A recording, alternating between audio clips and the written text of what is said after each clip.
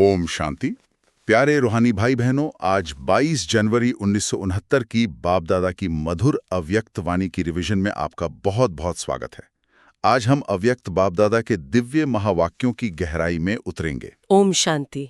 आज की वाणी का हर एक महावाक्य सचमुच रूहानी नशा चढ़ाने वाला है। बिल्कुल। समय को देखें तो ये वाणी ब्रह्मा बाबा के अव्यक्त होने के केवल 4 दिन बाद की है। सिर्फ 4 दिन बाद? हाँ, कल्पना कीजिए उस समय मधुबन की क्या स्थिति होगी। एक तरफ तो गहरे याद और प्रेम का सागर उमड़ रहा होगा, और दूसरी तरफ ये उत्सुकता भी होगी कि अव्यक्त वतन में हमारे बाबा क्या कर रहे हैं, कैसे हैं। बिल्कुल इसी गहरे इंतजार के बीच बाप दादा ने हम बच्चों को वतन का समाचार भेजा। और वो समाचार भी मतलब कितना अद्भुत था। सबसे बड़ा आश्चर्य तो मुझे ये लगा कि जैसे बाबा यहाँ साकार में अपनी ऑफिस में बैठते थे, हाँ, वैसे ही अव्यक्त वतन में भी उनकी एक ऑफिस थी। वही कुर्सी, वही पैड, वही पेंसिल। ये देखकर तो सच में दिल गदगद हो जाता है कि हमारे बाबा की सेवा एक सेकंड के लिए भी नहीं रुकती। चाहे साकार दुनिया हो या सूक्ष्म वतन, बाप का बच्चों के प्रति जो कल्याण का संकल्प है वो हर पल हर घड़ी चलता रहता है। यही तो निस्वार्थ सेवा का सबसे बड़ा प्रमाण है। जब दोपहर की भोग के बाद बाप दादा से मिलने वतन में पहुंचे तो देखा कि ब्रह्मा बाबा उसी कुर्सी पर विराजमान है, सब कुछ वैसा ही। मन में एक पल के लिए ये संकल्प भी आया कि ये साकार दुनिया की भौतिक चीजें ये वतन में कैसे पहुंच गईं? हाँ, ये सवाल तो उठता है। लेकिन फिर बाबा दादा ने इशारा किया, ये सब संकल्प की शक्ति का खेल था। जैसे बाबा के गुण वैसे ही उनकी दुनिया। और फिर उसी दिव्य ऑफिस में बैठकर बाप दादा ने बच्चों को अपने हाथ से लिखा हुआ एक पत्र दिया। उफ, सोचिए, वो पत्र नहीं बल्कि करोड़ों बच्चों के लिए एक अनमोल खजाना था। बिल्कुल। उस पत्र की पहली लाइन ही देखिए, बाप दादा ने हमें क्या टाइटल दिया। हाँ, स्वदर्शन चक्रधारी नूरे रत्न याद प्यार के बाद आज अव्यक्त रूप से आप अव्यक्त स्थिति में स्थित हुए बच्चों से मिल रहे हैं। कितना शक्तिशाली स्वमान है ये, स्वदर्शन चक्रधारी नूरे रत्न। बाबा हमें हमारी असली पहचान याद दिला रहे हैं कि हम सिर्फ देह नहीं बल्कि ज्ञान के प्रकाश से चमकते हुए वो नूरे रत्न है जो स्वयं के 84 जन्मों के चक्र को जानते हैं। और इसी स्वमान में स्थित होकर ही हम अव्यक्त बाप दादा से मिलन मना सकते हैं। बिल्कुल। और उस पत्र में सिर्फ प्यार नहीं था, एक बहुत गहरी शिक्षा भी थी। हाँ, पत्र के दूसरे पेज पर बाप दादा ने लिखा, बच्चे, जो बाप दादा के साकार रूप से शिक्षाएं मिली हैं उसका विस्तार करते रहना। अब न बिसरो न याद रहो। कितनी गहरी बात है। बहुत गहरी। बाबा जानते थे कि बच्चे साकार की यादों में खो सकते हैं। वो साकार मिलन, वो मीठी बातें, हाँ, उनमें ही अटक कर रह सकते हैं। बिल्कुल। इसलिए बाबा हमें सावधान कर रहे हैं। वो कह रहे हैं कि उन यादों में ही अटक कर नहीं रह जाना है, लेकिन साथ ही उन शिक्षाओं को भुलाना भी नहीं है। न बिसरो न याद रहो, मतलब इसका संतुलन ही पुरुषार्थ है। सही बात है। हमें उन शिक्षाओं को अपने जीवन का एक आधार बनाकर उनका विस्तार करना है, उन्हें कर्म में लाना है, दुनिया को देना है। यादों में नहीं, शिक्षाओं की शक्ति में जीना है। बिल्कुल। ये तो हम सभी के लिए एक बहुत बड़ा आत्मचिंतन का बिंदु है। हम सब अपने आप से पूछें, हाँ, क्या हम बाप दादा की दी हुई शिक्षाओं का हर रोज विस्तार कर रहे हैं? क्या हम ज्ञान को अपनी बुद्धि में और गहरा कर रहे हैं, या हम बस पुरानी मीठी यादों और अनुभवों के सहारे ही चल रहे हैं? बाप दादा हमें अतीत में रुकने के लिए नहीं कह रहे, नहीं, बल्कि उन शिक्षाओं को एक फाउंडेशन बनाकर भविष्य का निर्माण करने की प्रेरणा दे रहे हैं। और इसी पत्र के बाद भोजन की बात में भी कितना प्यार छुपा है। हाँ, बाप दादा ने कहा कि भल वतन में चीजें खाते हैं, लेकिन मधुबन के यज्ञ के भोजन की जो रसना है वो बहुत मीठी है। इससे पता चलता है कि बाप दादा का यज्ञ से, बच्चों के हाथ से बने उस भोजन से कितना गहरा लगाव है। बिल्कुल। और इसके बाद पत्र की शिक्षा को और स्पष्ट करने के लिए बाप दादा ने एक बहुत ही शक्तिशाली दृश्य दिखाया। हाँ, परीक्षाओं का सागर। यह अनुभव तो मतलब सिर्फ सुनने से ही रोंगटे खड़े हो जाते हैं। बाप दादा ने अचानक एक विशाल सागर का दृश्य दिखाया जिसमें बहुत ऊंची, बहुत डरावनी लहरें उठ रही थीं। ऐसा लग रहा था जैसे सागर में प्रलय आ गई हो और वो सब कुछ निगलने को तैयार हो। हाँ, और उस भयानक गरजते हुए सागर को दिखाकर बाप दादा ने आज्ञा दी, क्या? आप इस सागर के बीच में जाओ। अरे सोचिए उस आत्मा की क्या स्थिति हुई होगी।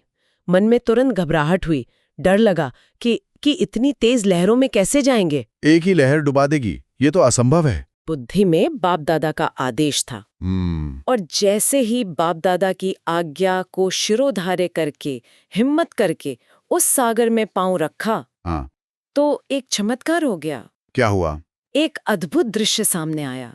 जहां पांव पड़ता गया, वहां की ऊंची ऊंची लहरें एकदम शांत होती गईं। वाह! जैसे सागर भी बाप दादा के निश्चय बुद्धि बच्चे के आगे झुक गया। इसका अर्थ हमारे रोजमर्रा के जीवन के लिए कितना गहरा है।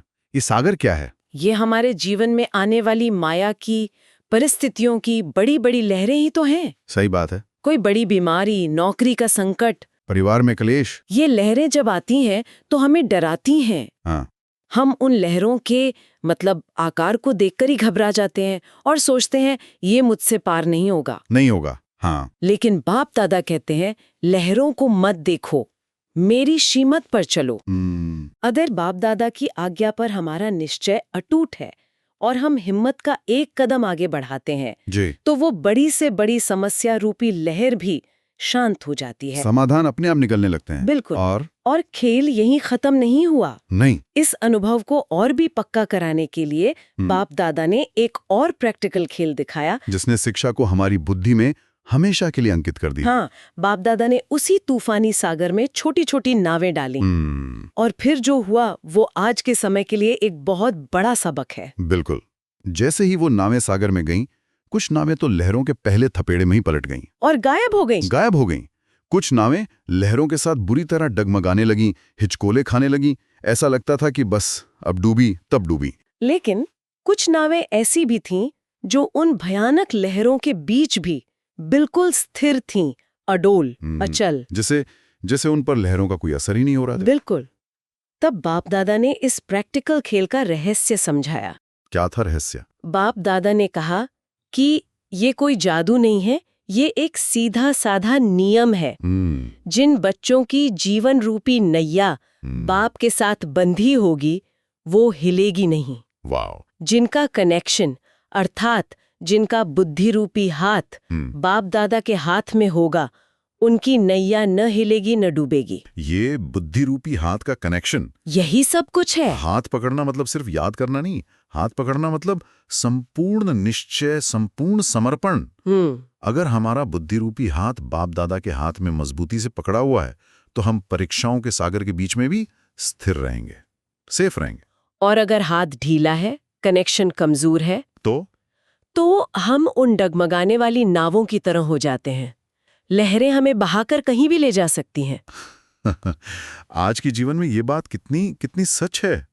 चलिए इस शिक्षा को आज के जीवन की एक परिस्थिति पर लगा कर देखते हैं। हाँ, बिल्कुल। कल्पना करें आज के जीवन में ये तेज लहरें क्या हैं। मान लीजिए किसी की नौकरी में अचानक बड़ी अस्थिरता आ गई, या कोई बड़ा आर्थिक संकट आ गया, या परिवार में अचानक कोई ऐसी मुश्किल आ गई जिसने सबको हिला कर रख दिया। ये सब वही तेज लहरें हैं जो हमारी जीवन रूपी नैया को डुबाने आती हैं। बिल्कुल।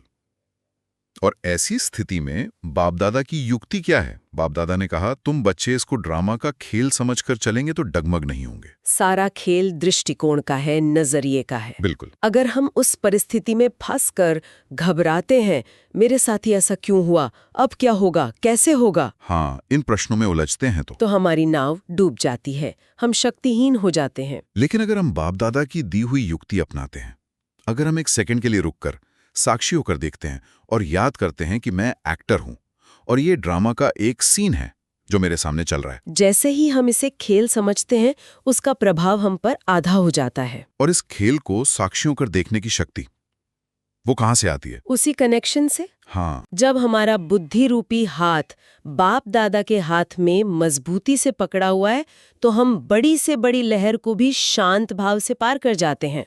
हम लहरों के ऊपर आ जाते हैं, उनके अधीन नहीं रहते। बिल्कुल।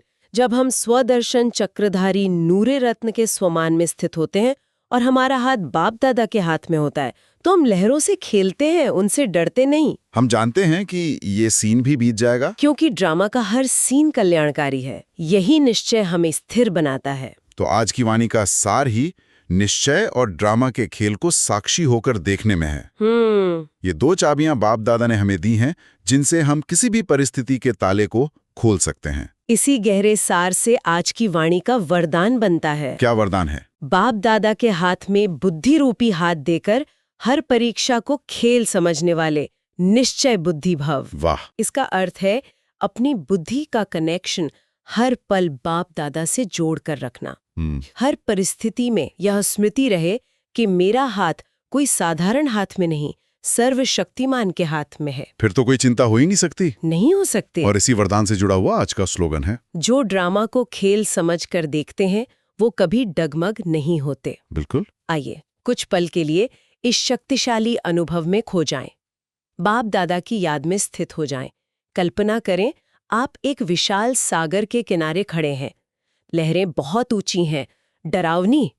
उनकी गर्जना आपको भयभीत कर रही हैं। लेकिन अचानक आपको महसूस होता है कि गर्म जोशी से भरा शक्तिशाली हाथ आपका हाथ पकड़ रहा है। यह अव्यक्त बाप दादा है। उनकी आंखों में आपके लिए निश्चय है। वो आपको आगे बढ़ने का इशारा करते हैं। आप उनके भरोसे पर एक कदम बढ़ाते हैं और उस तूफानी सागर में पांव रखते हैं। और चमत्कार होता है। जल शांत हो जाता है। आप सुरक्षित हैं। आप बाप दादा के साथ हैं। आप साक्षी दृष्टा हैं। इस खेल को देख रहे हैं। ओम शांति। आइए इस शक्तिशाली अनुभव के बाद बाप दादा के सामने हम सब मिलकर एक दृढ़ संकल्प लें। मैं हर परिस्थिति को ड्रामा का खेल समझकर पार करूंगा। मेरा हाथ बाप दादा के हाथ में सुरक्षित है। यदि आप इस रूहानी संकल्प में हमारे साथ हैं तो कमेंट में लिखें संकल्प। आपका एक कमेंट आपके इस वादे को दृढ़ता देगा। ओम शांति। ओम शांति।